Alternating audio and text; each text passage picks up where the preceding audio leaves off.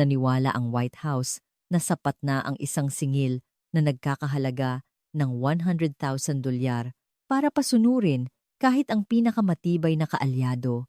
Itinuring nila ang pananahimik ng Pilipinas bilang isang simpleng taktika sa negosasyon, isang pagpapakitang gilas para sa mas malaking kapakinabangan. Hindi nila kailanman inakala na ang aroganteng singil na iyon, sa loob lamang ng isang buwan, ay magiging isang bumerang na sabay nasasakal sa Amerika, mula sa Asya at Europa. Ano nga ba ang halaga ng tiwala na hindi kayang sukatin ng dolyar na isinantabi ng Amerika? Anain ng sangtalang, ang malamig at matatag na huling tugon ng Pilipinas na nagpatigil sa tibok ng puso ng Amerika ay ilalantad na ngayon. Noong Setyembre 25, ang mundo ay puno ng iba't ibang ingay. May mga nagbabadya ng kinabukasang dala ng artificial intelligence, habang ang iba'y nag-aalala sa kawalan ng katiyakan sa merkado ng pananalapi. Bawat isa'y naniniwalang ang kanilang kwento ang pinakamahalaga, ngunit sa katotohanan, ang lahat ng iyon ay mahihinang bulong lamang ng hangin bago ang paparating na dambuhalang bagyo. Ang tunay na bagyo na magpapatahimik sa lahat ng ingay ay tahimik na nagsisimula sa loob ng isang silid sa White House sa Washington, D.C. Walang sino man ang nakaisip na ang napakalaking kaganapang magpapabago magpakailanman sa mapa ng pandaigdigang teknolohiya ay magmumula sa isang piraso ng papel at dulo ng isang pluma. Ito ay isang talaan ng malaking epekto ng paru-paro na idinulot ng isang sandali ng kayabangan. Napakabigat ng hangin sa White House sa araw na iyon. Pagkatapos ipahayag ang briefing ni Secretary Anderson, na puno ng mga mamamahayag mula sa pangunahing media sa buong mundo ang briefing room. Isang halo-halong pananabik, tensyon, at hindi maipaliwanag na kaba ang lumikha ng isang malagkit na kapaligiran. Hindi nagtagal, umakyat sa entablado ang isang lalaki, si Robert Anderson, ang ambisyosong Commerce Secretary na may buong tiwala ni Pangulong Trump. Tumayo siya sa harap ng mikropono, na may ngiting tila siya ang bida sa isang dula. Ngunit ang kanyang mga mata ay kasing lamig at kasing tigas ng yelo. Alam niya ang kapangyarihan ng isang planadong pananahimik. Matapos niyang libutin ng tingin ang silid, nakuha niya ang atensyon ng lahat bago tuluyang magsalita. Ang kanyang boses ay mahina, ngunit sapat na malakas upang umalingaw-ngaw sa lahat ng speaker sa buong mundo. Mga ginoo at ginang, narito ako ngayon upang ipahayag ang isang makasaysayang hakbang para sa soberanya ng Amerika at sa karapatan ng ating mga manggagawa. Ang dakilang Amerika ay palaging sentro ng inobasyon at nangunguna sa mundo.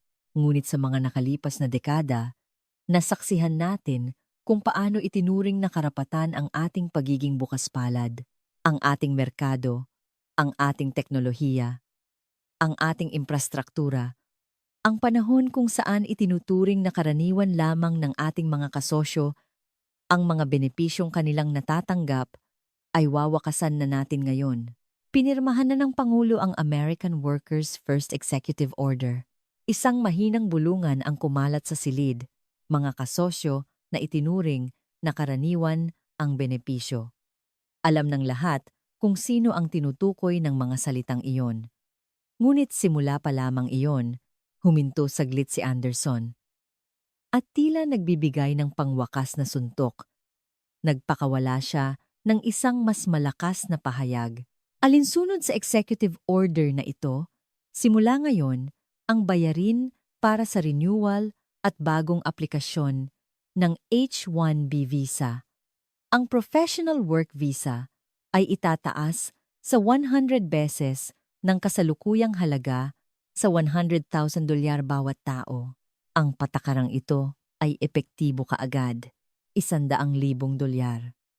Sa sandaling tumagos ang mga salitang iyon sa hangin ng briefing room, ang lahat ng ingay ay biglang tumigil na parang isang kasinungalingan.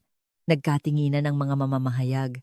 Sinusubukang unawain ang kahulugan ng numerong iyon. 100 beses? Hindi ito simpleng pagtaas.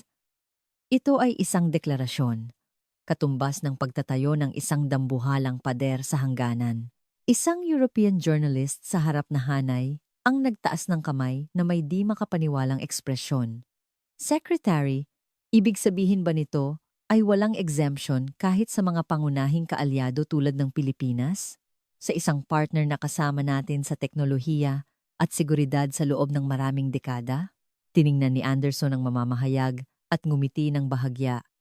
Ang kanyang ekspresyon ay mas nagpapakita ng kumpiyansa sa kapangyarihan kaysa respeto sa isang kaalyado. Siyempre, kahit kaalyado, walang exemption. Sa katunayan, dahil sila ay kaalyado, mas kailangan nating magtatag ng isang mas patas na relasyon. Iginagalang natin ang kanilang teknolohiya at mga talento.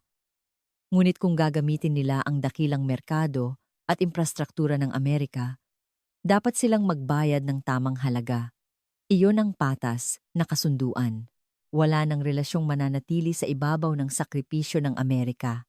Pagkatapos ng mga salitang iyon, muling naging magulo ang briefing room. Sumabog ang mga flash ng kamera kasabay ng sunod-sunod na tanong mula sa mga mamamahayag. Isinaalang-alang ba ninyo ang epekto nito sa supply chain ng teknolohiya? Hindi ba't ito ay isang malinaw na proteksyonismo? Nagpatuloy ang matatalas na tanong, ngunit hindi na sumagot pa si Anderson. Tila tapos na ang kanyang papel. Bumaba siya sa entablado. At ang dambuhalang bomba na iniwan niya ang $100,000 ay nagsimulang kumalat sa buong mundo. Hindi niya man lang pinangarap kung anong mapanirang resulta ang idudulot ng kanyang aroganteng deklarasyon. Sa parehong oras, libu-libong kilometro ang layo mula sa Washington, D.C., sa gitna ng pulang disyerto ng Arizona, naroon ang Project Liberty Chip, isang dambuhalang pabrika ng semiconductor na itinuturing na tuktok ng pinakamodernong teknolohiya ng sangkatauhan. Ang proyektong ito, na personal na pinangunahan ni Secretary Anderson, ay simbolo ng teknolohikal na kasarinlan at karangalan ng Amerika. Sa loob ng puting gusaling ito, na mas malaki pa sa pinagsama-samang sukat ng 10-10 football field, ang dakilang gawain ng paghawak sa pinakamaliliit na bagay sa mundo, ay nagpapatuloy sa loob ng 21 na oras. Ang hangin doon ay palaging nasa perpektong temperatura at sa isang ganap na malinis na kapaligiran na walang ni isang alikabok. Tahimik na umiikot ang mga makinang nagkakahalaga ng trilyon-trilyong piso. Dito mismo tumama ang nakakagulat na balita mula sa White House. Ang site manager, si Sarah O'Connor, ay nasa kanyang opisina, abala sa isang apurahang video call kasama ang legal team. Siya ay isang veterano na kasama na sa proyektong ito mula pa sa simula at itinuturing ang Liberty Chip bilang kanyang sariling anak. Ngunit ngayon, ang kanyang mukha ay maputlang maputla. Sandali, John. Pakisabi ulit. Hindi ko sigurado kung naintindihan ko. $100,000 bawat tao? Mayroon tayong mahigit 30 na kailangang mag-renew ng visa ngayon din. Ibig sabihin, $3 milyong? Mahigit 160 milyong piso para lang sa mga bayarin? Multa ba ito? O isang biro? Ang boses ng abogado sa kabilang linya ay puno rin ng pagkadismaya. Sa kasamaang palad, totoo iyan, Sarah. Executive order ito. Wala tayong magagawa. Hindi ito simpleng pagtaas ng bayarin. Ito ay isang ultimatum na halos nagsasabing, lumayas na kayo. Kailangan nating i-report ito sa head office agad at pag-usapan ang mga susunod na hakbang. Kumusta ang sitwasyon dyan? Ang mga inhinyero? Nawalan ng salita si Sarah at tumitig sa kawalan. 160 milyong piso. Sapat na pera iyon para makabili ng isa pang kagamitan para sa pabrika. Ngunit ngayon, kailangan nilang ibayad ang halagang iyon para manatili sa Amerika ang kanilang mga pangunahing kasamahan. Mga taong nag-alay ng kanilang mga taon sa disyertong ito, malayo sa kanilang mga pamilya para sa kapakanan ng proyekto. Hindi ito makatarungan. Bigla siyang tumayo at nagtungo sa puso ng pabrika, ang Clean Room Control Center, dahil nandoon ang taong namumuno sa buong dambuhalang proyektong ito. Sa likod ng malaking salamin ng control center, Sa ilalim ng liwanag mula sa dose-dosenang monitor, nakatayo ang isang lalaki. Siya si Miguel de la Cruz, ang punong inhinyero ng proyekto. Sa harap ng komplikadong mga monitor na puno ng data, siya ay kalmado at matatag, tila isang maestro na nagdidirekta ng isang orkestra. Ang balita mula sa White House ay nakarating na rin sa kanya. Sa gitna ng magulong kapaligiran, ang mga batang Pilipinong inhinyero ay nagbubulungan at sumusulyap sa kanya, ngunit hindi man lang siya natinag, tahimik lang siyang nagpapatuloy sa kanyang trabaho. Isang batang inhinyero ang nagtanong sa kanya na may nanginginig na boses. Sir Migs, nakita niyo po ba ang balita? Ano na po ang mangyayari sa amin? Lumingon si Miguel at mahinang sinabi, Inhinyero Santos, hindi ba't mas mahalaga ang mga numerong nasa monitor natin kaysa sa balita mula sa Washington? Kung hindi natin makukuha ang 0.1% na iyan, kahit ma-renew pa natin ang ating mga visa, titigil din ang pabrikang ito. Bumalik na kayo sa inyong mga pwesto. Dahil sa kanyang kalmado ngunit matatag na salita, hindi na nakapagsalita pa ang mga inhinyero at bumalik na sa kanilang mga pwesto. Nang pumasok si Sarah sa control center, lumingon si Miguel at bahagyang yumuko. Walang anumang emosyon na mababasa sa kanyang mukha. Sarah, anong problema? Mukhang hindi maganda ang iyong itsura. Si Migs, narinig mo hindi ba? Ang anunsyo ng White House, ano ang nangyayari? Hindi ako makapaniwala. Kabaliwan ito. Kahit sa galit na boses ni Sarah, nanatiling kalmado si Miguel. Ibinalik niya ang kanyang tingin sa monitor, bago muling tumingin kay Sarah at mahinang sinabi, Oo, narinig ko. Mukhang narinig na rin ng buong team. Ang team? Okay lang ba sila? Sa ganitong sitwasyon, ano ang sinasabi ng head office? Huminto saglit si Miguel at tiningnan ang kanyang team na nagkukumpulan sa isang sulok ng control center. Mga batang mukha na nakatingin sa kanya na may mga matang puno ng kaba. Ngumiti siya sa kanila na tila nagsasabing huwag mag-alala bago ibinalik ang kanyang tingin kay Sarah. Mga profesional sila, Sarah. Hindi sila nagpapadala sa emosyon at nananatili sa kanilang mga pwesto. Wala pang opisyal na utos mula sa head office. Marahil madaling araw pa lang sa Maynila. Pero sigurado akong gising silang lahat. Sa ngayon, kailangan nating maghintay sa desisyon ng head office. Ang kanyang kalmadong kilos ay lalo pang nagpadagdag sa pagkadismaya ni Sarah. Maghintay? Hindi lang ito tungkol sa pera, Migs. Ito ay isang mensahe na hindi nila kayo, iginagalang. Ito ay pagtanggi sa lahat ng pinagsamahan natin sa nakalipas na 3 taon. Doon lamang bahagyang nanginig ang mga mata ni Miguel. Tumingin siya ng malalim sa mga mata ni Sarah at nagsalita na may mas mabigat na tono. Ang kanyang mga salita ay tumagos sa puso ng lahat ng mangyayari. Alam ko, Sarah, at nararamdaman ko rin iyan, at ng buong team ko, ngunit walang mareresolba ang galit. Ang teknolohiya ay dapat tumpak, at ang katumpakan ay nagmumula sa kahinahunan. At tama ka, hindi ito usapin ng pera. Ang teknolohiya ay usapin ng tiwala, hindi ng isang panig na utos. Pagkatapos sabihin iyon, bumalik si Miguel sa harap ng monitor, na tila walang nangyari. Ngunit ang kanyang huling mga salita ay tumarak sa isip ni Sarah na parang isang punyal. Ang teknolohiya ay usapin ng tiwala. Ang pinakamalaking pagkakamali ng White House ngayon ay hindi ang pag-aakalang mabibili ng pera ang teknolohiya. Ito ay ang pag-aakalang kayang baliwalain ng pera ang tiwala ng isang kaalyado. Iyon ang simula ng lahat ng trahedya.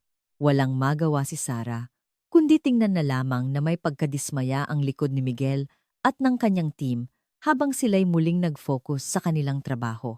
Sa loob ng tahimik na kastilyong bakal na iyon, anong desisyon kaya ang mabubuo? Marahil, ang mga aroganteng politiko sa Washington ay wala man lang kamalay-malay. Habang ang aroganteng deklarasyon ng White House ay nagdulot ng pagkabigla sa pulang disyerto ng Arizona, sa kabilang panig ng mundo, Sa Maynila, Pilipinas, isang abalang umaga ang sumasalubong. Ang epekto ng balita mula sa Washington ay hindi pa tuluyang humuhupa.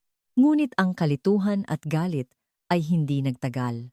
Sa mga panahon ng krisis, lalo silang nagiging kalmado. Ito ang paraan ng mga kumpanyang Pilipino na lumago at naging pandaigdigan sa kabila ng maraming krisis sa mga nakalipas na dekada. Sa halip na emosyonal na reaksyon, inilabas nila ang kanilang dambuhalang kalkulador. Sa pinakamataas na palapag ng gusali ng Amihan Technology sa Bonifacio Global City, ang malaking conference room ay nababalot ng mabigat na katahimikan na tila hiwalay sa ingay sa labas. Naroon ang mga pangunahing personalidad na nagpapatakbo sa ekonomiya ng Pilipinas. Ang hangin sa silid ay malamig at tuyo at walang emosyong mababasa sa kanilang mga mukha. Hindi galit, hindi pagkabigla, tanging isang malamig na pagsusuri kung paano lulutasin ang dambuhalang problemang nasa kanilang harapan. Ang Chief Financial Officer ay nagpakita ng isang komplikadong chart sa screen at nagsalita. Ang kanyang boses ay kasing lamig ng bakal. Simulan na natin ang ulat. Ito ang direktang pinansyal na pagkalugi na idudulot sa ating grupo ng Executive Order ng White House ukol sa pagtaas ng bayad sa H-1B visa. Sa kasalukuyan, kasama ang Project Liberty Chip, mayroon tayong 287 na pangunahing tauhan sa ating mga US subsidiaries na kailangang mag-renew ng visa sa susunod na taon.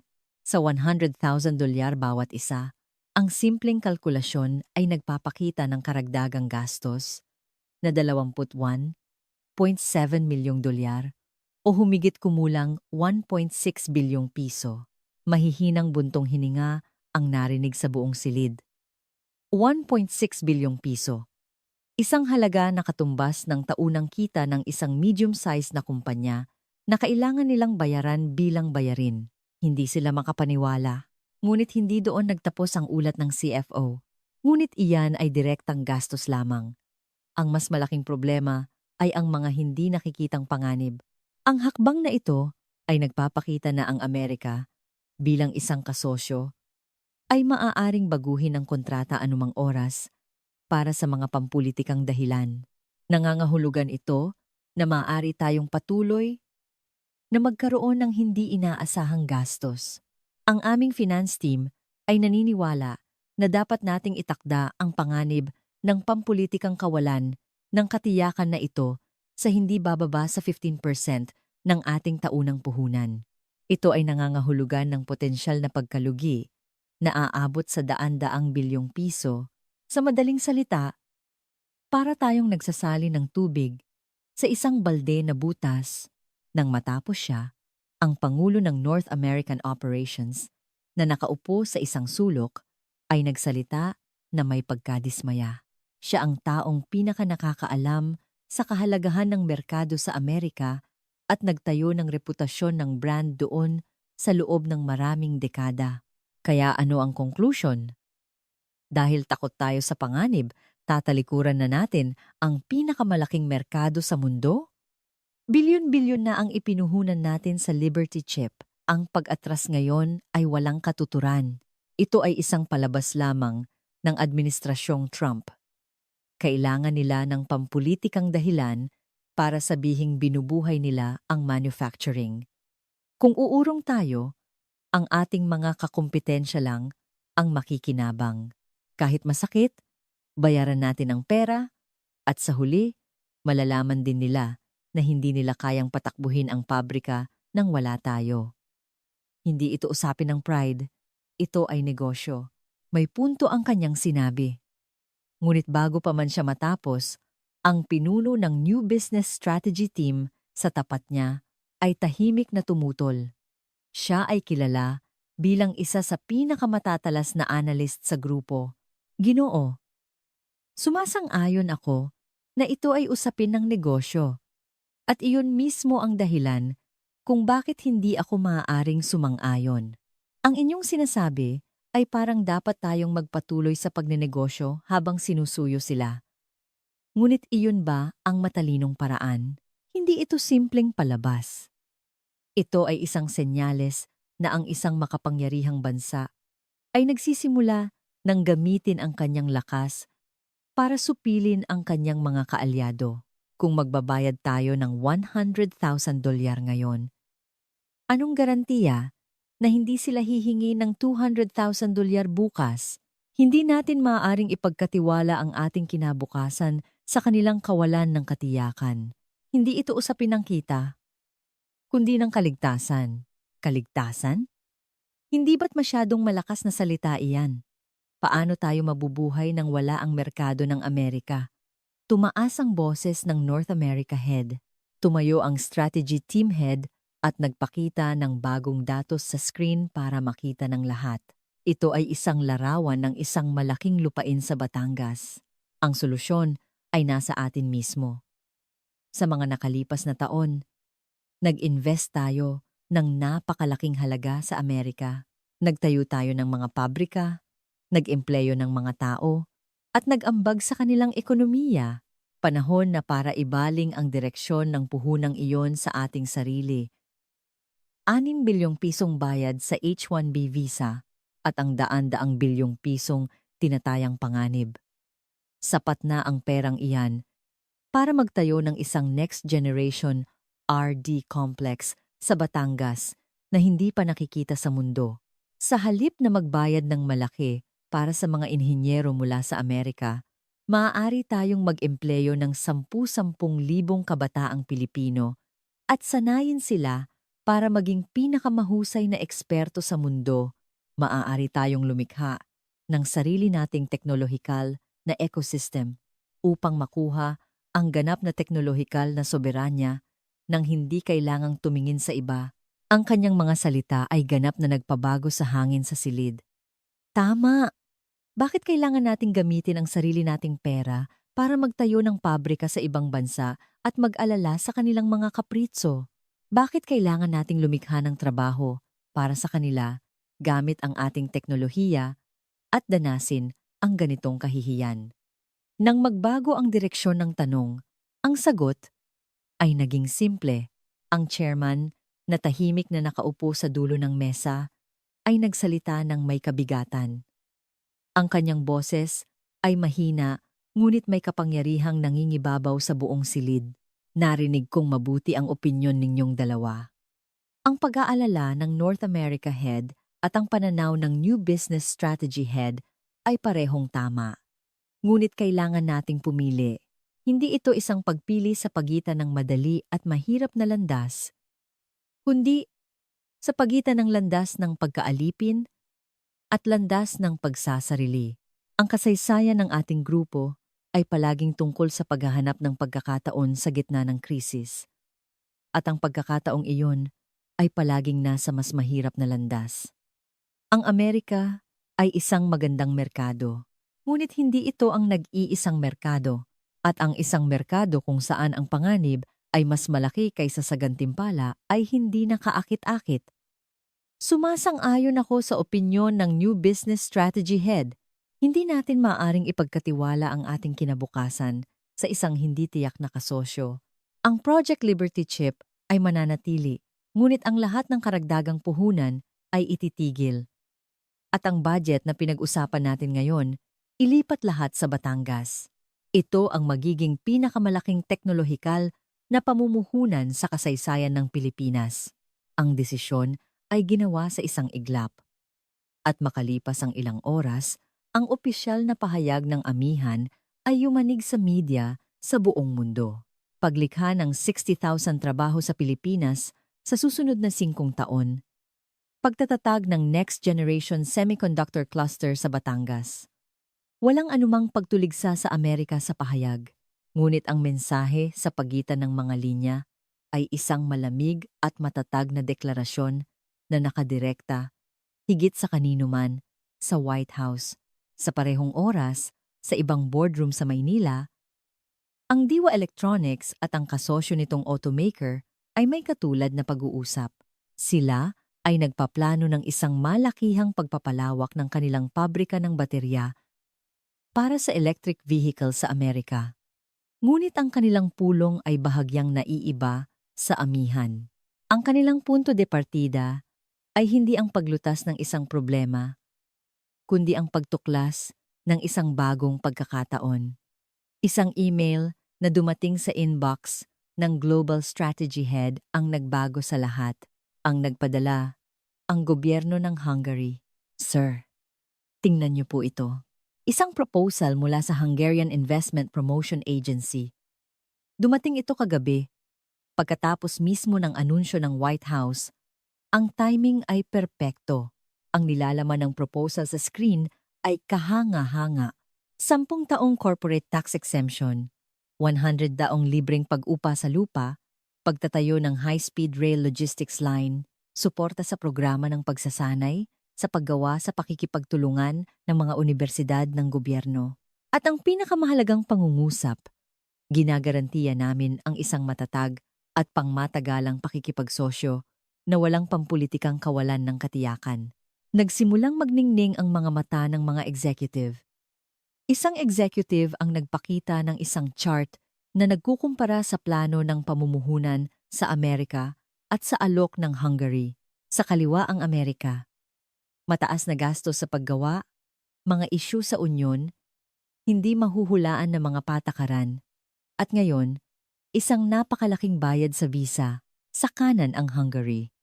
Ang geographical na bentahe nito bilang puso ng Europa, mas mura at may kasanayang paggawa, at higit sa lahat ang malaking merkado ng European Union, panganib at pagkakataon. Alin ang mas malinaw? Siyempre, hindi naging madali ang pulong. Isang matandang executive ang nagpahayag ng pag-iingat. May panganib din ba sa Hungary? Sino ang nakakaalam kung paano magbabago ang mga patakaran ng European Union? Nag-aalala ako na baka masyadong padalus-dalos ang desisyon na ito. Isang batang babaeng executive ang agad na tumutol. Ginoo! Siyempre, may mga panganib din sa Hungary, ngunit iyon ay mga business risks. Mga panganib na maaari nating hulaan at pamahalaan na nagbabago depende sa sitwasyon ng merkado o kompetisyon. Ngunit ang ipinapakita ng Amerika ngayon ay political risk. Hindi iyon mahuhulaan o mapamahalaan. Hindi ito negosyo, sugal iyon. At hindi tayo naririto para magsugal. Ang kanyang mga salita ang nagtakda ng direksyon ng pulong. Ang sagot ay malinaw na. Wala nang dahilan para ipagkatiwala ng diwa ang kanilang kinabukasan sa mga kapritso ng merkado ng Amerika. Mayroon silang bagong alternatibo na nag-aalok ng tulong, ang Europa. Hindi nagtagal, inilabas nila ang kanilang opisyal na pahayag. Buong pagsusuri sa mga plano ng pamumuhunan sa North America. Pagsisimula ng mga talakayan sa Hungary para sa pagtatayo ng isang gigafactory upang palakasin ang pagpasok sa merkado ng Europa. Kahit na iba ang tono sa pahayag ng amihan, ang bigat ng mensahe ay hindi magaan. Nang ang dalawang dambuhalang deklarasyong ito ay umabot sa Washington, D.C., si Secretary Robert Anderson ay nasa kanyang opisina, nagagalak sa kanyang tagumpay. Sa kanyang mesa ay isang ulat na nagbubuod sa mga anunsyo ng mga kumpanyang Pilipino. Ang kanyang aide, si Mark, na may nag-aalalang mukha ay maingat na nagsalita. Secretary, ang mga anunsyo mula sa amihan at diwa ay hindi maganda. Ang Wall Street ay nag-aalala na tungkol sa pagbagsak ng supply chain ng teknolohiya. Bahagyang bumagsak din ang Dow Jones. Hindi kaya masyado tayong naging marahas? Tiningnan ni Anderson ang kanyang aide na may pagkasuklam at ngumisi. Dahan-dahan niyang inalog ang kanyang baso ng whiskey na puno ng yelo at sinabi, "Mark, hindi mo pa talaga naiintindihan ang politika." Iyan ang kanilang deklarasyon ng pagsuko.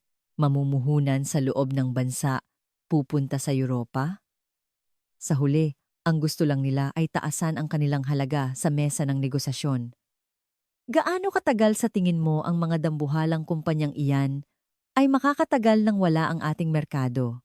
Ngunit Secretary, ang anunsyong ito ay maaaring hindi lang isang pagbabanta. Ang kanilang mga plano ay napakadetalyado at may impormasyon kaming may mga utos na sa loob na bawasan ng mga team para sa proyekto sa Amerika. Sapat na. Mariing pinutol ni Anderson ang salita ng kanyang aide. Tumayo siya at lumapit sa malaking bintana kung saan tanaw ang Washington.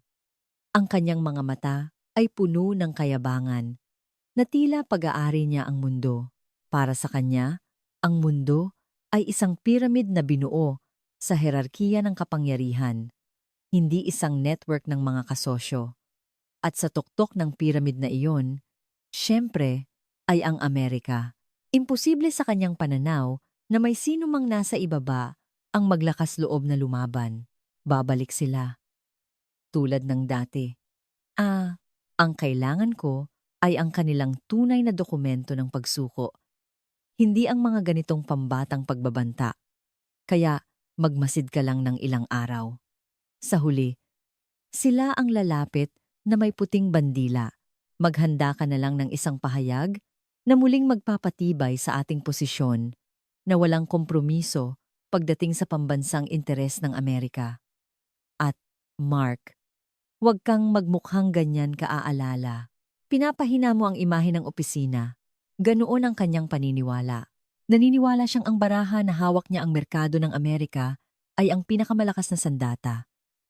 Na may mga bagay sa mundo na mas mahalaga kaysa sa lohika ng merkado at hindi kayang sukatin ng pera. Na ang kanyang aroganting maling akala ay magiging isang trahedyang pagsaksak sa sarili niyang puso. Ngayon, ang entablado ay babalik sa Arizona. Ang oras ng planadong ganti ay tapos na. At ang sakuna na naging katotohanan ay malapit nang magsimula. Ang aroganteng kumpiyansa ni Secretary Robert Anderson. Gayunpaman, ay hindi nagtagal. Habang minamaliit niya ang ganti ng mga kumpanyang Pilipino bilang isang simpleng taktika sa negosasyon sa Project Liberty Chip sa Arizona, ang orasan patungo sa isang tiyak na kinabukasan. Ang D-Day, ang araw ng pag-expire ng unang visa ng team ni Miguel de la Cruz, ay papalapit na. Ang kapaligiran sa pabrika ay kakaibang tahimik. Ito ay ang katahimikan bago ang bagyo. Sa halip na mag-alala o magreklamo, ang mga Pilipinong inhinyero ay kumikilos na parang mga makina upang tapusin ang kanilang mga tungkulin hanggang sa huling sandali. Sinimulan nilang idokumento ang lahat sa dambuhalang pabrikang ito kung saan nakatanim ang kanilang dugo at pawis sa nakalipas na 3 taon. Sumulat sila ng 10,000 pahina ng mga handover manual at nag-back up ng lahat ng data ng operasyon ng bawat kagamitan. Inayos din nila ng maingat ang mga maliliit na problemang maaaring mangyari sa bawat kagamitan at ang kanilang mga karanasan sa paglutas nito. Ang kanilang kilos ay tila sa mga taong naghahanda ng umalis. Ang kanilang katahimikan ay naglalaman ng isang mensaheng mas nakakatakot kaysa sa anumang protesta. Ang kanilang mga Amerikanong kasamahan ay walang magawa kundi panoorin sila na may mga matang puno ng kaba. Sa unang ilang araw, nag-aalinlangan sila. Aalis ba talaga sila? Ang ilan ay nagbibiro pa. Hoy, palabas lang ito ng mga politiko. Huwag ninyong masyadong seryosohin. Ngunit habang papalapit ang araw ng pag-alis, nagsimulang kumalat ang tunay na takot sa buong pabrika. Nagsimula nilang maramdaman kung ano ang ibig sabihin ng pagkawala ng hindi maipapasok sa manual, ng hindi mababack up na data ang tunay na pangunahing teknolohiya, ang kanilang pakiramdam na naipon sa maraming taon ng karanasan. Ang site manager na si Sarah ay tumatawag ng ilang beses sa isang araw sa opisina ni Secretary Anderson sa Washington, D.C. Halos magmakaawa siya. Mark, pakiusap. Sabihin mo kay Secretary, hindi ito isang bluff. Naghahanda na talaga silang umalis. Nagtambak na ang mga handover manual. Ito ay mga bagay na hindi gagawin ng isang taong hindi aalis. Kapag umalis ang team ni Miguel de la Cruz, titigil ang pabrikang ito. Ginagarantiya ko iyan. Hindi ito isang pagbabanta. Ito ay isang katotohanan. Ngunit ang boses ni Mark sa kabilang linya ay palaging pareho. Paulit-ulit lang niyang sinasabi ang mga salita ni Anderson. Sarah, kumalma ka. Alam na ni Secretary ang lahat. Ang kanilang mga kilos ay isang sopistikadong psychological warfare para idiin tayo. Hinding-hindi nila tatalikuran ang merkado ng Amerika. Sa huling sandali, tiyak na may dala silang alok para sa negosasyon. Kaya pamahalaan mo na lang ang sitwasyon diyan. Alok para sa negosasyon? Binigyan natin sila ng $100,000 na insulto. Bakit sila makikipagnegosasyon? Pakiusap. Wala kayong alam sa nangyayari dito. Bago pa man matapos ni Sarah ang kanyang sasabihin, naputol na ang tawag. Naintindihan niya. Sa matataas na gusaling iyon sa Washington, hindi naririnig ang tunog ng hangin sa disyerto. Naniniwala sila sa mga numero, ngunit hindi nila naiintindihan ang hindi kayang sabihin ng mga numero. Ang puso ng tao, ang bigat ng tiwala at amor propyo, at sumikat ang umaga ng nakatakdang araw. Kakaibang maliwanag ang langit sa araw na iyon. Si Miguel de la Cruz ay pumasok ng maaga, tulad ng dati, at sinuri ang kondisyon ng mga kagamitan hanggang sa huli. Pinaupo niya sa tabi niya ang bagong site head, isang Amerikanong inhinyero na si David, at ibinigay ang karagdagang mga tala na inayos niya magdamag. David? Wala ito sa manual. Bawat kagamitan ay may bahagyang pagkakaiba ng personalidad. Ang ilan ay kailangan ng mas mahabang preheating. Ang ilan ay sobrang sensitibo sa humidity. Inayos ko ang mga karanasan ko sa nakalipas na 3 taon. Kaya kung may problema, tingnan mo ito. Dahil sa kanyang taimtim na kilos, lalo pang nabahala si David. Migs, aalis ka na ba talaga? Hindi ito tama. Alam nating lahat kung gaano tayo nagsumikap para sa proyektong ito. Ngumiti si Miguel nang mapait at tinapik ang kanyang balikat. Alam ko, kaya mas masakit. Ngunit hindi ito isang problemang kaya nating desisyunan. Good luck, David. Pagsapit ng hapon, tinipon niya ang lahat ng kanyang mga kasamahan. Hinawakan niya ang kamay ng bawat isa sa kanyang mga aalis na kasamahan at pinasalamatan sila sa kanilang pagsisikap. May lungkot, panghihinayang, at kaunting galit sa kanilang mga mukha. Ngunit walang sinuman ang sumisi sa desisyon ng kumpanya. Sa halip, tila mas lumaki pa ang kanilang tiwala sa kumpanyang nagtanggol sa kanila hanggang sa huli. Nang sila'y papalabas na ng pabrika, dala ang kanilang mga gamit. Migs, pakiusap, huwag kang umalis. Paano mo ito magagawa? Ito ay lugar na binuo nating magkasama. Ang pabrikang ito ay parang anak mo na. Paano mo ito iiwanan? Huminto si Miguel at tiningnan siya. Ang kanyang mga mata ay malungkot, ngunit walang bahid ng pag-aalinlangan. Sarah, naiintindihan ko ang nararamdaman mo, ngunit hindi ito ang landas na pinili namin. Tumanggap kami ng utos na bumalik, at sinusunod lang namin ito. At ang isang anak ay dapat protektahan ng kanyang mga magulang. Hindi na kami maaaring manatili sa isang lugar na hindi kami pinoprotektahan. Kayo na ang bagong magulang dito. Kaya alagaan ninyo itong mabuti. Gagawin ko ang lahat. Tatawagan ko ulit ang Washington, susulatan ko mismo ang presidente. Hindi na, Sarah. Huli na ang lahat. Alam kong hindi mo ito kasalanan. Naging mahusay kang kasosyo. Maraming salamat sa nakalipas na 3 taon.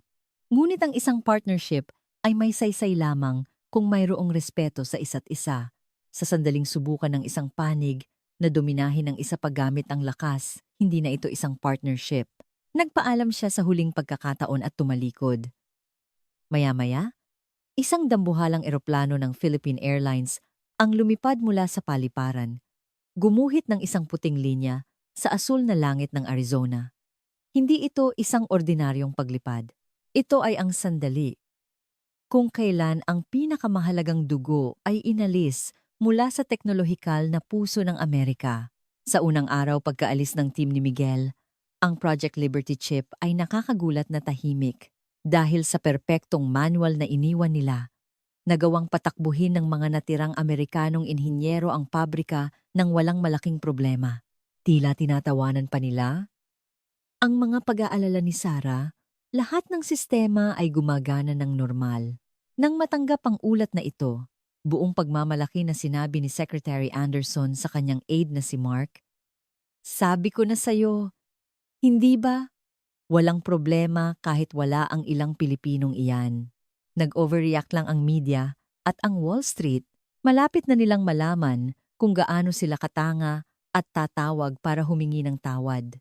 Sa panahong iyon, kahit $200,000 pa ang hingin natin, hindi sila makakatanggi.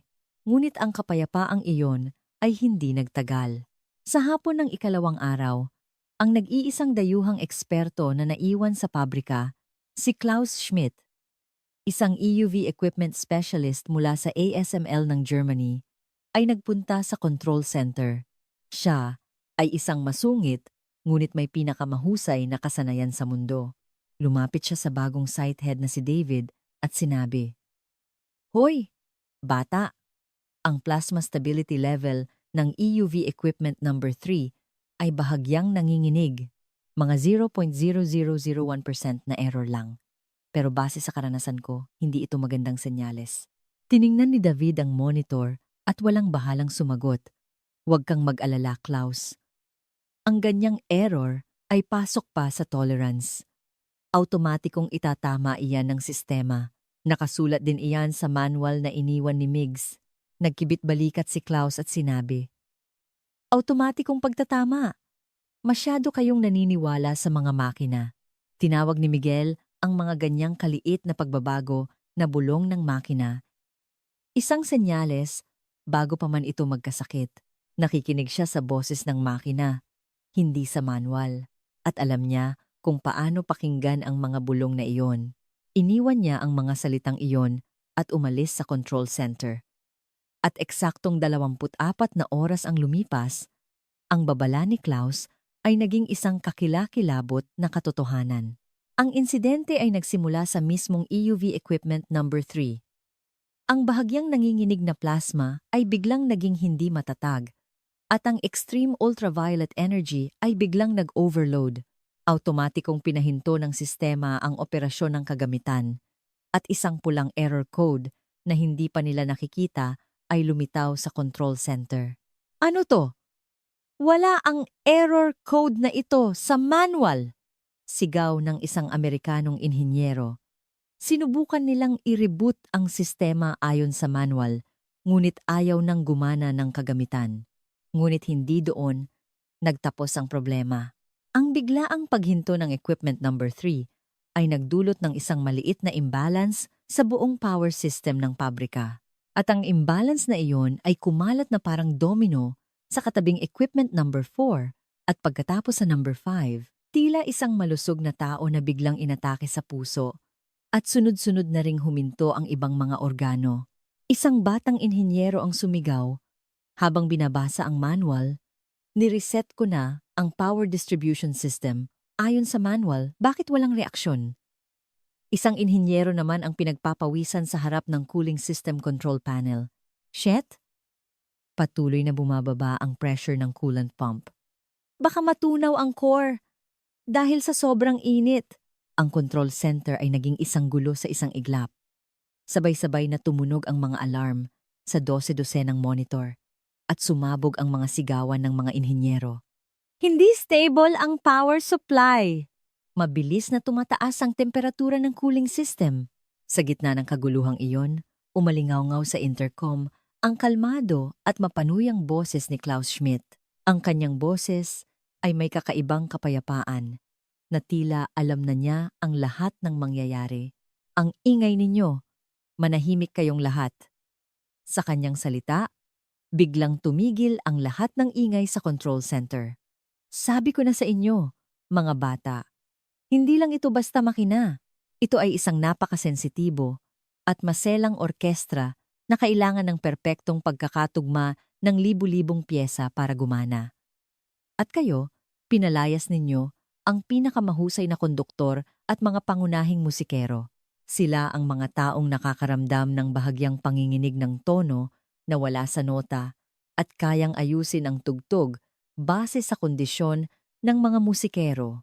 Ngunit kayo, mga pangatlong klasing musikero lang na marunong lang tumugtog ayon sa nota. At ngayon, ang orkestrang ito ay tumatangging tumugtog. Klaus, ano ang dapat naming gawin? Pakiusap, tulungan mo kami. Desperadong sigaw ni Sarah, ngunit isang nakakadismayang sagot ang bumalik. Wala akong magagawa.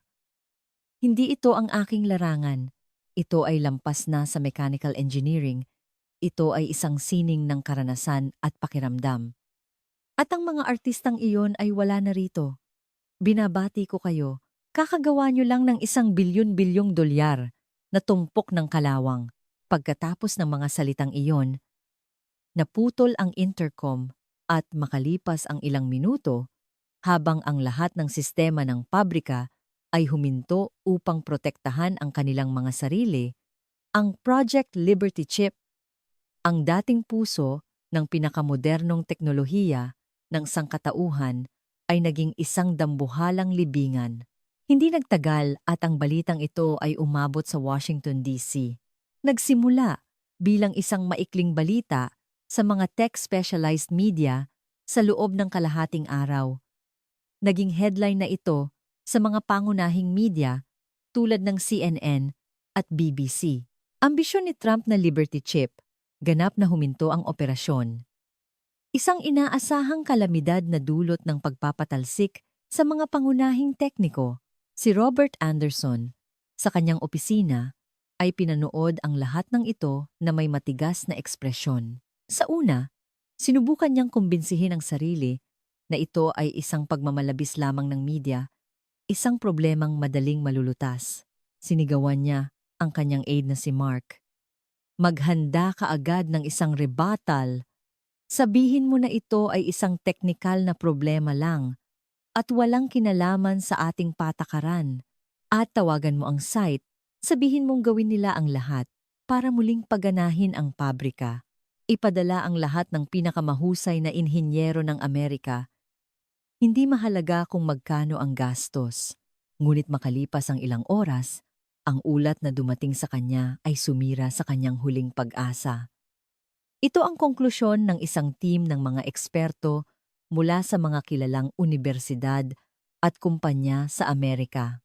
Sanhi hindi matukoy, posibleng system conflict. Para maayos, kailangang i-reset ang buong sistema at itayo muli mula sa simula.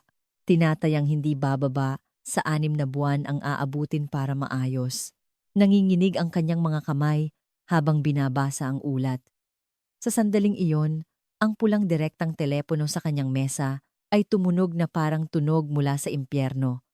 Ang tumatawag, ang presidente. Lumunok si Anderson at nanginginig na kinuha ang telepono. Mr. President, ang ulat.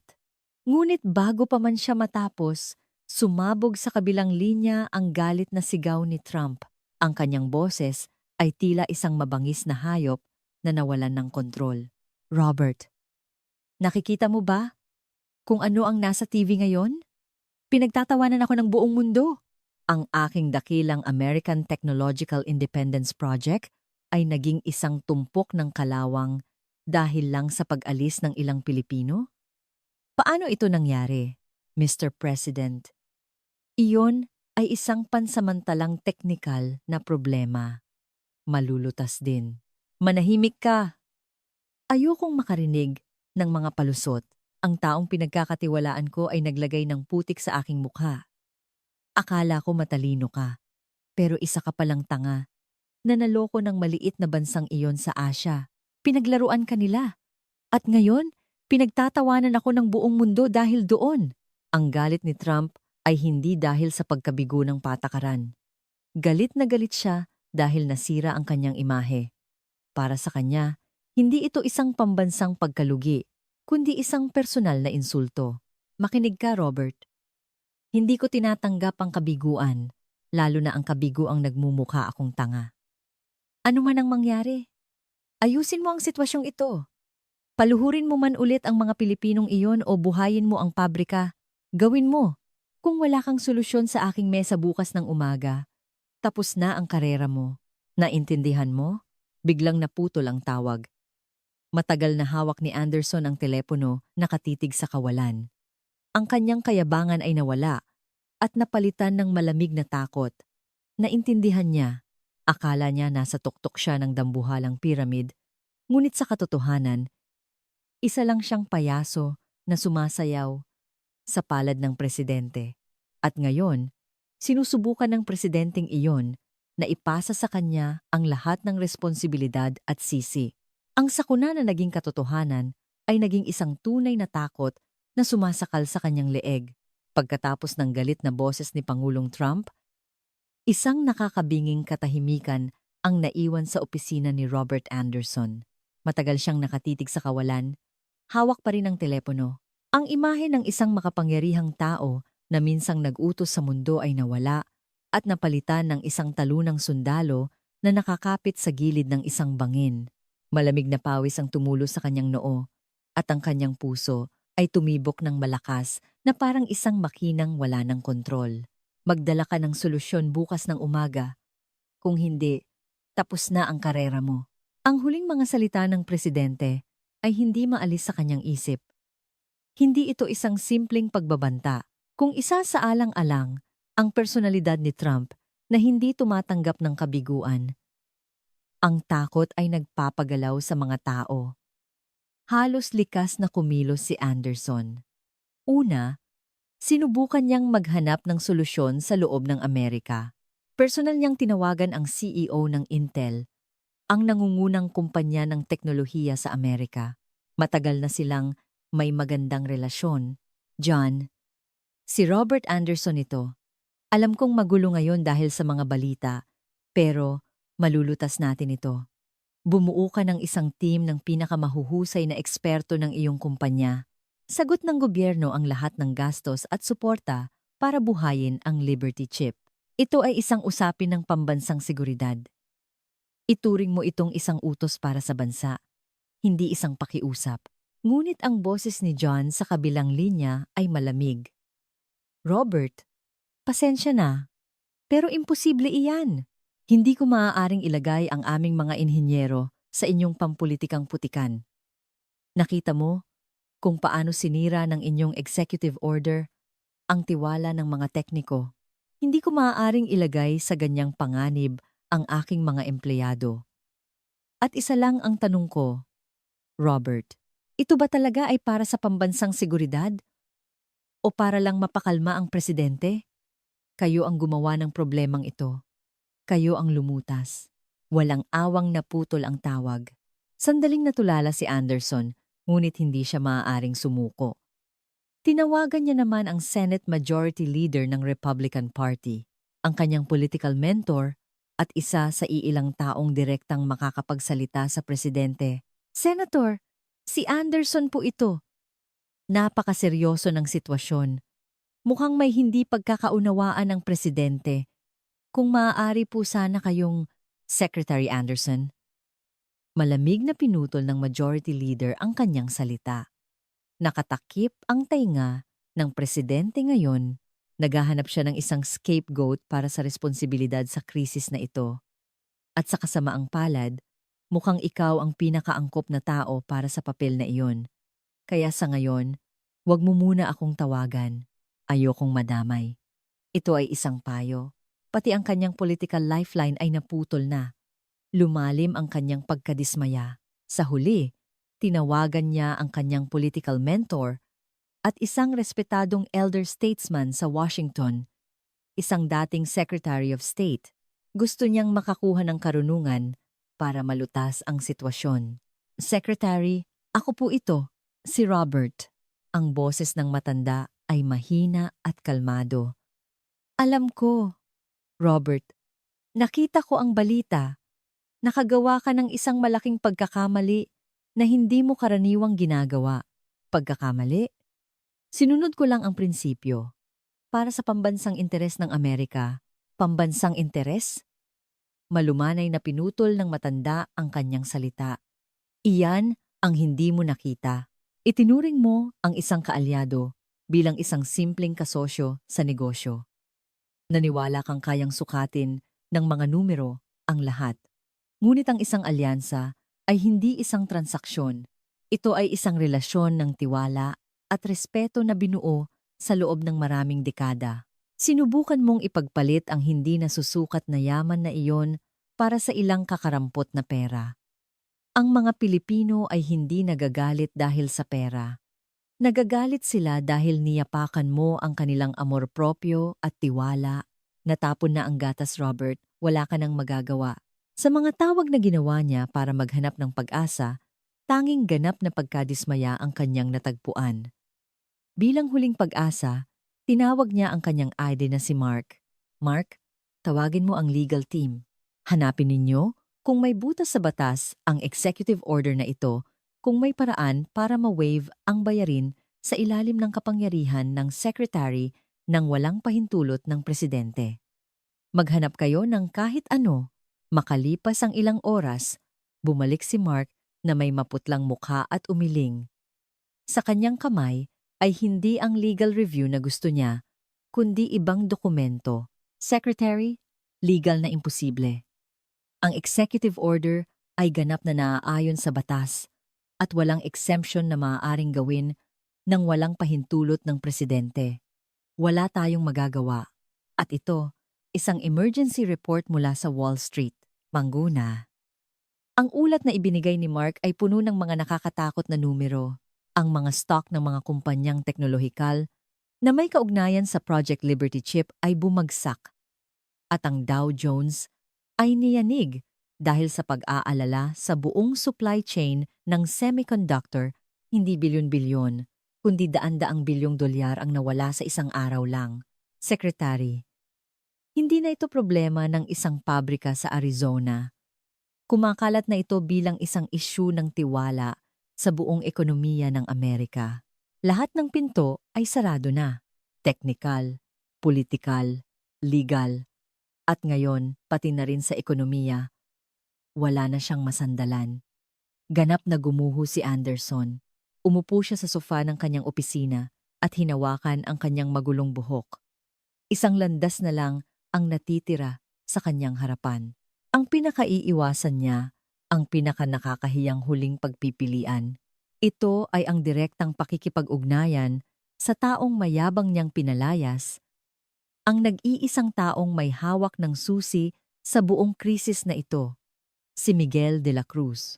Sa wakas, naintindihan niya na wala ng ibang paraan kundi ang lumuhod at magmakaawa. Malalim na ang gabi. Sa gusali ng Department of Commerce sa Washington, D.C., tanging ang ilaw mula sa isang desk lamp ang nag-iisang nagniningning sa opisina ni Anderson.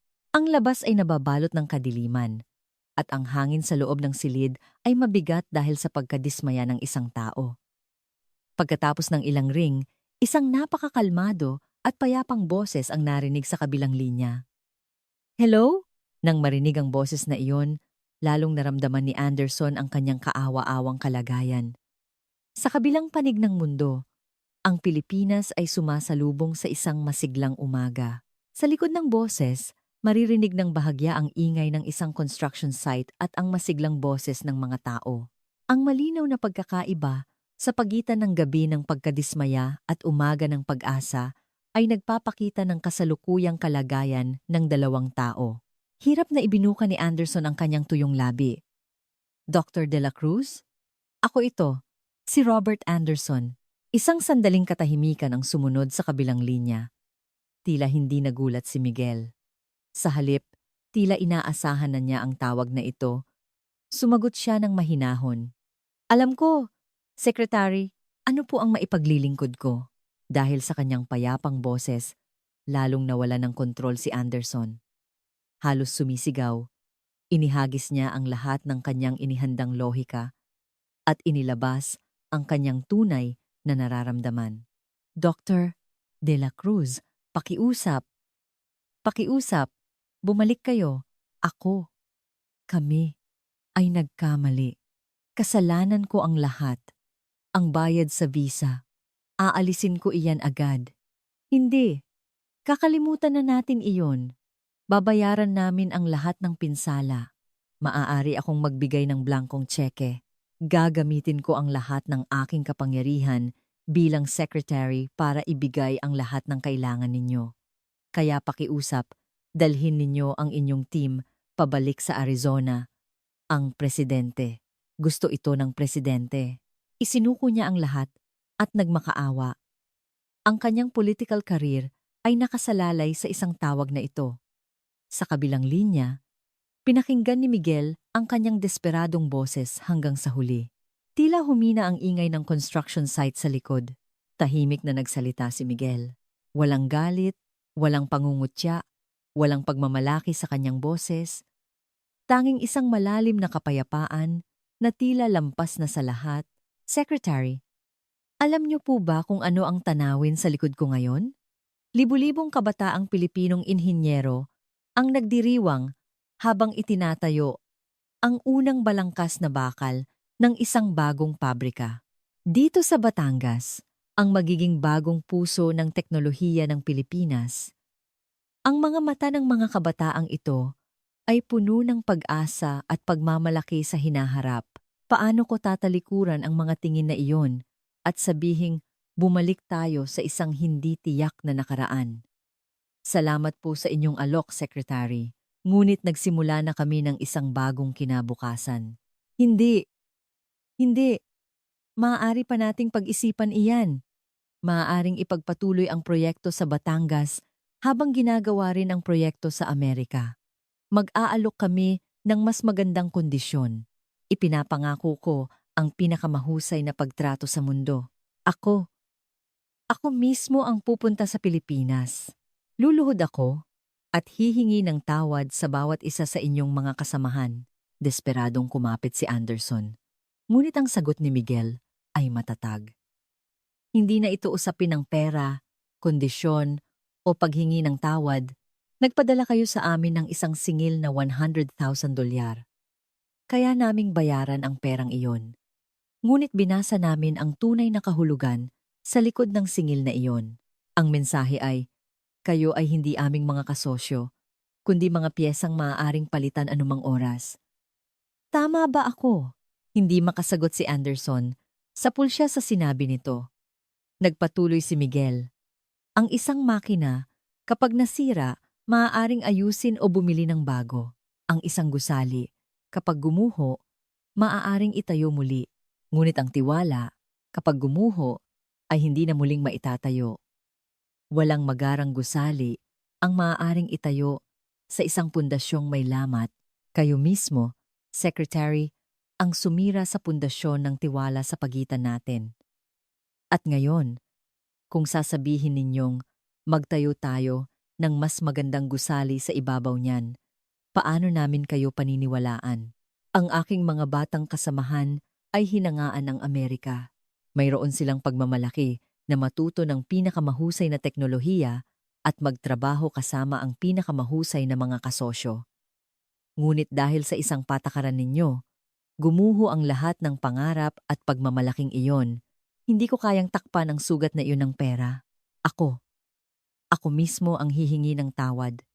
Hihingi ako ng opisyal na paumanhin sa harap ng media sa buong mundo at ipapaalam sa lahat kung gaano kahalaga ang ating partnership.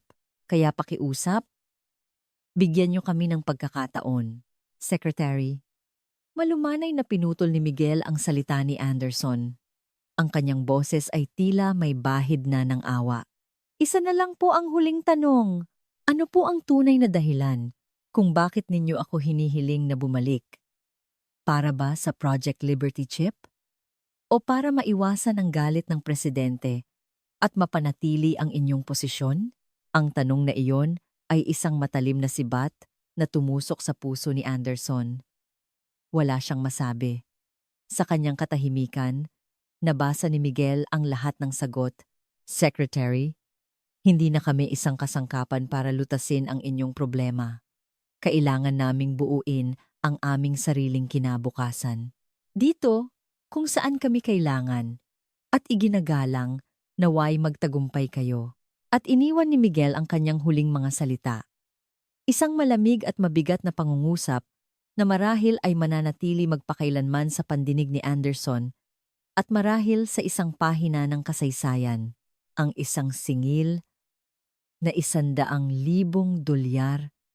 Hindi namin akalain na iyon na pala ang magiging huling resibo para sa dekada nating alyansa. Naputol ang tawag. Tanging ang walang buhay na tunog ng tutut ang umalingaw-ngaw sa tainga ni Anderson.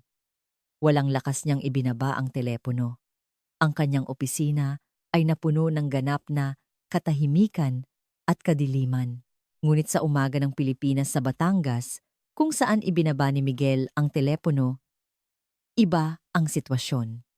Nang ilagay niya ang kanyang telepono sa bulsa, muling bumalot sa kanya ang masiglang ingay, ang tawanan ng mga batang inhinyero, ang malakas na tunog ng mga construction equipment at ang ingay ng pag-asa para sa isang bagong kinabukasan.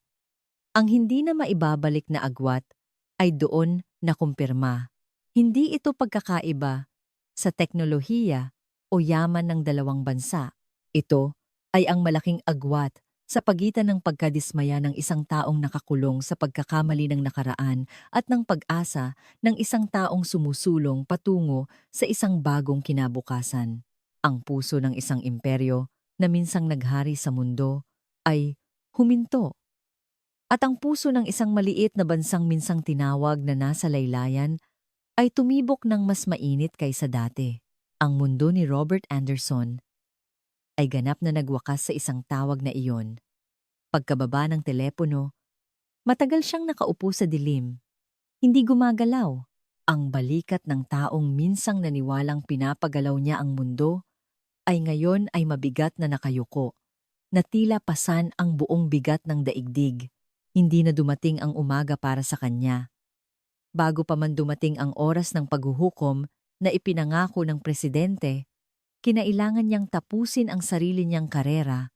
Kinabukasan, nagulantang ang buong Washington sa biglaang pagbibitiw ni Robert Anderson. Ang opisyal na dahilan ay personal na mga kadahilanan, ngunit walang sino man ang naniwala. Ang kanyang pagbibitiw ay katumbas ng isang puting bandila, isang pag-amin sa ganap na kabiguan ng Project Liberty Chip. Ang tagapagsalita ng White House sa harap ng nagkukumpulang mga mamamahayag ay pinagpawisan habang inuulit na parang loro ang inihandang sagot. Ang pagbibitiw ni Secretary Anderson ay isang marangal na pag-alis bilang pagkilala sa kanyang matagal na serbisyo sa bansa. Ang Project Liberty Chip ay kasalukuyang sumasailalim sa teknikal na pagsasaayos at ang layunin ng Amerika na makamit ang teknolohikal na soberanya ay hindi nagbabago. Ngunit sumunod ang matatalas na tanong ng mga mamamahayag. Ang teknikal na pagsasaayos ba ay nangangahulugan ng kabiguan? Pakipaliwanag kung bakit huminto ang isang proyektong pinondohan ng trilyon-trilyong buwis ng mamamayan. Ano ang inyong masasabi sa kritisismo na ang pagbibitiw ni Secretary Anderson ay isang pag-iwas sa responsibilidad? Walang malinaw na sagot na maibigay ang tagapagsalita. Puro palusot lamang. Ang eksenang iyon ay ipinalabas ng live sa buong mundo at nag-iwan ng malalim na sugat sa karangalan ng Amerika. At sinimulang suriin ng pandaigdigang media ang tunay na diwa ng insidente. Ang kanilang pagsusuri ay malamig at tumpak. Isang economic analyst mula sa CNN ang nagkomento, ang krisis na ito ay hindi isang simpleng pagkabigo ng proyekto. Ito ay isang malakas na babala na maaaring hindi na ang Amerika ang pinakamatatag at kaakit-akit na lugar para sa pamumuhunan. Sinubukan ng Administrasyong Trump na kumita ng $100,000 na bayarin, ngunit nawala sa kanila ang isang yaman na nagkakahalaga ng bilyon-bilyong dolyar, ang tiwala na binuo sa loob ng maraming dekada. Pinag-aaralan na ngayon ng Wall Street ang isang bagong termino, American Risk. Sinuri naman ng BBC ng Britanya ang insidente mula sa isang geopolitical na pananaw. Ang alyansa sa teknolohiya ng US at Pilipinas ay naging pangunahing haligi na nagpapanatili ng kaayusan sa pandaigdigang merkado ng teknolohiya sa nakalipas na kalahating siglo. Ngunit dahil sa insidenteng ito, nagkaroon ng malubhang lamat sa haliging iyon, binabawasan na ngayon ng Pilipinas ang kanilang pag-asa sa Amerika at naghahanap ng sariling teknolohikal na ecosystem o mga bagong kasosyo tulad ng Europa. Ito ay maaaring isang senyales ng isang malaking pagbabago sa mapa ng pandaigdigang kapangyarihan sa teknolohiya. Ang pinakainteresanteng pagsusuri ay nagmula sa isang German tech journal. Nakakuha sila ng eksklusibong panayam kay Klaus Schmidt, ang EUV equipment expert na nasa Arizona. Ang kanyang prangkang mga salita ay malinaw na nagbuod sa buong sitwasyon. Alam niyo ba kung saan nagkamali ang mga Amerikano? Akala nila, bumili sila ng pinakamahal na sasakyan sa mundo. Ngunit sinisante nila ang pinakamahusay na driver sa mundo para dito. At naniwala silang kahit sino ay maaaring magmaneho basta't may manual ng sasakyan. Ano ang resulta? Tulad ng nakikita ninyo, ang mamahaling sasakyang iyon ay nakatambak lang sa garahe. Puno ng alikabok. Siguro ngayon, natutunan na nila na ang teknolohiya ay hindi isang bagay na basta-basta na lang binibili. Ang pinakamalaking pagbabago, syempre, ay nangyayari sa Pilipinas. Ang dating paghanga at pag-asa sa Amerika ay napalitan na ng kumpiyansa at pagmamalaki sa sarili. Sa sentro ng pagbabagong iyon ay ang dambuhalang semiconductor cluster na itinatayo sa Batangas. Ilang buwan matapos ang insidente, ang construction site sa Batangas ay puno ng sigla. 10,000 construction workers at inhinyero ang nagtatrabaho araw at gabi. Isinusulat ang isang bagong kabanata sa kasaysayan ng teknolohiya ng Pilipinas. Sa isang pansamantalang research building, daan-daang batang mananaliksik ang walang humpay na nagtatrabaho sa pagbuo ng mga bagong teknolohiya. Ang kanilang mga mukha ay mas puno ng kagalakan at pagmamalaki sa paglikha ng kanilang sariling kinabukasan kaysa sa pagod. Si Miguel de la Cruz ay hindi na isang inhinyero na humahawak ng mga kagamitan. Siya na ngayon ang pangkalahatang tagapamahala ng proyekto na namumuno sa libu-libong kasamahan at isang maaasahang guro para sa mga nakababatang henerasyon. Dinala niya ang mga bagong empleyado sa isang burol kung saan tanaw ang buong dambuhalang pabrika. Isang batang mananaliksik ang nagtanong na may nanginginig na boses. Sir, totoo po ba na kami ang gagawa ng ganyang kadakilang bagay? Hindi pa rin po ako makapaniwala na ang sarili kong mga kamay ang gagawa ng pinakamahusay na semiconductor sa mundo. Ngumiti si Miguel at tinapik ang kanyang balikat. Kailangan mong maniwala. At kailangan ninyong gawin ito. Hindi lang iyan isang pabrika. Iyan ang ating deklarasyon ng teknolohikal na kalayaan at isang pangako para sa ating mga susunod na henerasyon. Ngayon, mayroon na tayong sariling lupa kung saan malaya nating maipapakita ang teknolohiyang gusto natin nang hindi tumitingin sa iba. Isang mananaliksik ang maingat na nagtanong, Sir, ano po ang masasabi ninyo sa nangyari sa Arizona? Dahil po ba sa kanilang aroganteng desisyon, kaya tayo nagkaroon ng ganitong pagkakataon? Sandaling tumingin si Miguel sa malayo at nag-isip. Isang mapait na ngiti ang dumaan sa kanyang mukha. Tama ka, arogante ang desisyon na iyon. Ngunit ang kanilang kabiguan ay hindi automatikong nangangahulugan ng ating tagumpay. Sa pamamagitan ng insidenteng iyon, natutunan natin ang isang napakamahal at mahalagang aral. Una, ang pagmamalaki na ang ating teknolohiya ay world-class.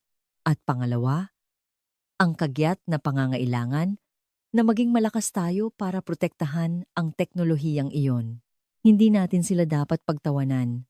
Sa halip, baka dapat pa tayong magpasalamat sa aral na ibinigay nila at dapat tayong maging mas matatag para hindi na maulit ang ganoong pagkakamali. Wala nang galit o hinanakit sa nakaraan sa kanyang mga salita.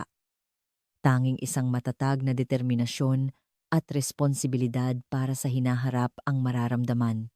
Hindi na siya isang inhinyero ng isang kumpanya, kundi isang tunay na lider na pasan ang kinabukasan ng teknolohiya ng Pilipinas. Ang hangin ng pagbabago ay umiihip din sa Europa. Ang gigafactory ng Diwa Electronics sa Debrecen, Hungary ay hindi lamang isang simpleng pagtatayo ng pabrika, kundi isang bagong modelo ng kooperasyon sa pagitan ng dalawang kontinente. Ang country manager ng Diwa sa Hungary ay kasamang naglilibot sa construction site kasama ang lokal na gobernador. Governor, hindi po namin alam kung paano magpasalamat sa inyong buong pusong suporta. Dahil dito, mas mabilis pa sa inaasahan ang pag-usad ng konstruksyon. Malawak na ngumiti ang gobernador ng Hungary at sumagot, "Walang anuman." Hindi namin itinuturing ang Diwa bilang isang dayuhang mamumuhunan lamang. Itinuturing namin kayo bilang mga kasosyo sa pagbuo ng kinabukasan ng Hungary. Ang inyong tagumpay ay tagumpay din ng Debrecen at ng Hungary. Kung may kailangan kayo, sabihin niyo lang. Palagi kaming handang makinig sa inyong boses. Sa kanilang pag-uusap, ramdam ang malalim na respeto at tiwala sa isa't isa. Isang tunay na partnership na malayo sa dating relasyong puno ng isang panig na utos at pagwawalang bahala ang umuusbong doon. Lumipas ang panahon at unti-unting nakalimutan ang pangalan ni Secretary Anderson na itala siya sa kasaysayan bilang isang walang kakayahang politiko na naglagay sa panganib sa teknolohikal na kapangyarihan ng Amerika. Ang Project Liberty Chip na kanyang ambisyosong isinulong ay tuluyang itinigil. Nag-iwan lamang ng malaking pagkalugi. Ang dambuhalang abandonadong pabrika sa Arizona ay nanatiling isang malungkot na monumento sa kayabangan ng isang panahon. At lumipas pa ang panahon. Ang semiconductor cluster sa Batangas, Pilipinas ay sa wakas natapos at nagsimulang gumawa ng mga next-generation semiconductor na may kahangahangang performance. Ang Gigafactory sa Hungary ay naging puso ng European electric vehicle market at umikot ng buong lakas. Ang mga kumpanyang Pilipino ay nagbago mula sa pagiging tagasunod ng mga patakaran sa pandaigdigang merkado ng teknolohiya tungo sa pagiging tagagawa ng mga bagong patakaran. Sa dulo ng lahat ng kwentong ito, ano ang dapat nating tandaan? Ang pagbagsak ng isang politiko at ang tagumpay ng isang bansa? Hindi. Hindi ganoon kasimple ang kwentong ito. Hindi ito kwento tungkol kay Robert Anderson lamang. Siya ay isang simbolo lamang ng isang panahon na naniwala sa sariling lakas at nabulag sa agarang pakinabang kaya nakalimutan ang mas mahahalagang bagay. Hindi rin ito kwento tungkol sa isang bayani na si Miguel de la Cruz. Siya ay isang simbolo lamang ng maraming teknikal na eksperto ng Pilipinas na tahimik na ginampanan ang kanilang mga responsibilidad at pinanindigan ang kanilang mga prinsipyo sa panahon ng krisis.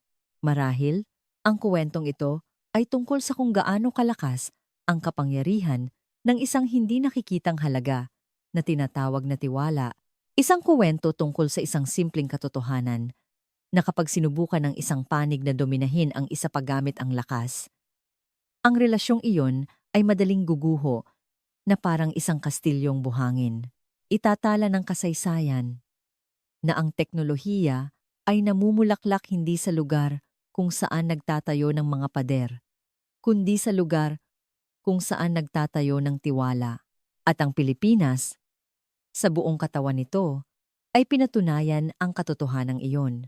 Gamit ang mga aral ng nakaraan, tumayo ito bilang isang marangal na teknolohikal na kapangyarihan na hindi na muling magpapasailalim kaninuman.